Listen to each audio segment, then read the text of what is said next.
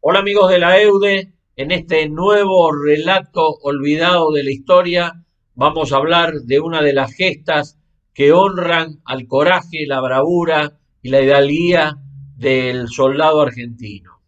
Vamos a hablar nada menos que del coronel Rossetti y el combate de Estero Bellaco. Y para entrar un poco en la historia, vamos a recordar que a principios del año 1866 las tropas paraguayas franquean el río Paraná, se internan en el territorio correntino para ver cómo era la disposición de los aliados y combaten en Pehuajó y en Puerto de los Corrales el 29 y el 31 de enero del mencionado año, siendo derrotados y haciendo que vuelvan a cruzar el río Paraná y se internen en su propio territorio. Los paraguayos se fortalecen en una zona de esteros y en el mes de abril los aliados empiezan a prever la invasión del territorio paraguayo. Dos grandes columnas, dos grandes divisiones apoyadas por la Marina del Ejército, la Marina de Brasil, las tropas terrestres a órdenes de Bartolomé Mitre, cruzan el río Paraná, combaten en el fuerte de Itapirú, un fuerte paraguayo, y se dan cuenta de que en el centro, al norte del fuerte de Itapirú, había una posición muy especial que los paraguayos habían fortificado alrededor de unos esteros, llamados esteros Bellaco. Muy bien. En ese momento, el mariscal López le ordena al coronel Díaz, que tenía alrededor de entre 5.000 y 5.500 hombres, que efectúe un reconocimiento para determinar cuál era la posición de los aliados, cuál era la posición de las vanguardias aliadas para enfrentarlos y crear por sorpresa un ataque que los derrotara. Muy bien, en esa situación,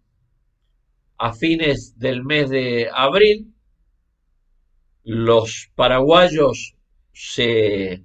despliegan para ubicar ese reconocimiento sobre las tropas de los aliados y los batallones aliados inician un reconocimiento hacia el norte para ver cómo cómo era la posición que tenían los paraguayos sobre los esteros. Ese es el momento en que el coronel Rossetti, a cargo del batallón de infantería primero de línea, junto con el primero de las guardias nacionales, se ven atacados por los paraguayos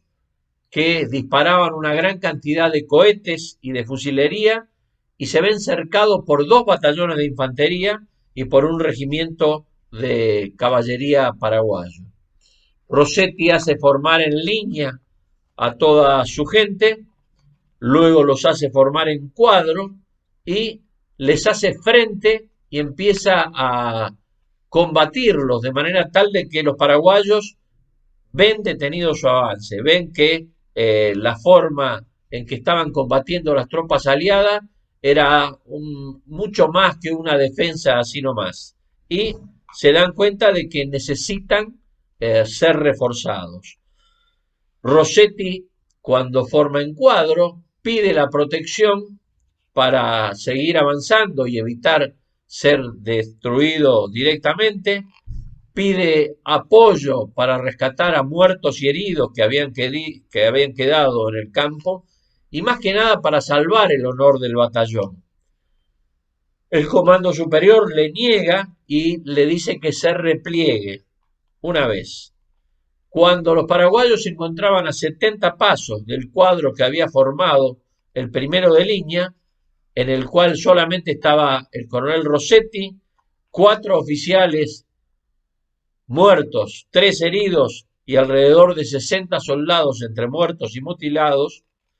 Rossetti ordena la retirada, cumpliendo la orden, pero sin que se haga ningún apresuramiento ni ninguna confusión, para dar muestra del temple del valor y de la instrucción que habían tenido ese batallón. En ese momento, cuando se empieza a replegar combatiendo, uno de los heridos, que estaba en el campo de batalla tirado, el sargento segundo José María Abrego, que tenía una pierna fracturada, empieza a gritar, se incorpora, levanta su fusil y grita: ¿es posible, camaradas, que se retiren y nos dejen para ser tomados prisioneros? Vengan, compañeros, a rescatarnos. El pobre sargento segundo, luego del avance paraguayo, fue muerto a bayonetazos. En ese momento, y antes de que suceda esto, otro soldado de nombre Alejandro Sider, que tenía un balazo en el tobillo y que no podía marchar, también grita que no lo abandonen. Y a partir de ese momento, la masa de los soldados heridos que estaban quedando en el campo de combate empiezan a gritar para que sus compañeros no lo abandonen. En ese momento, Rossetti, que estaba dirigiendo ese repliegue, combatiendo de la mejor forma posible, no soporta más lo que estaba viviendo y, desobedeciendo la orden, le grita a su batallón. Es la primera vez que el primero de línea se retira frente a sus enemigos. En ese momento, con un impulso, se arranca una de sus insignias, se las tira al enemigo y se arroja hacia el enemigo combatiendo. Y en ese momento dice: no soy digno de ser su jefe, y avanza decididamente a combatir y hasta a morir al frente de las pocas tropas que le quedaban y demostrando el valor del soldado argentino. Al ver el gesto del jefe, el batallón que estaba formado replegándose se da cuenta de que la bravía y el ejemplo de su jefe hacían que todo el batallón lo siga. Se empiezan a formar grupos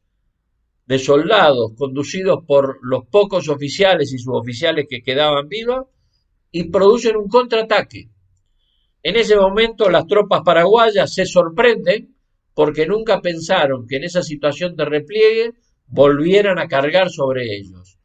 El contraataque producido por Rossetti hace que los paraguayos se dispersen y les permitan llegar a sus muertos y a sus heridos y rescatarlos del campo de combate. Los paraguayos se retiran a las posiciones fortificadas que tenían en el estero Bellaco Norte y el batallón primero de línea regresa con muertos y heridos, pero con la tristeza por haber sido diezmados en el campo de combate,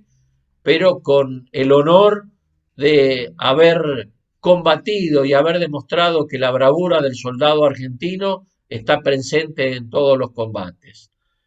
Para que lo tengamos en cuenta, este humilde homenaje a los guerreros del Paraguay, que nos sirva de ejemplo para reflexionar sobre la importancia del liderazgo de los jefes en el medio del combate y de las acciones que deben ser seguidas a costa de todo sacrificio.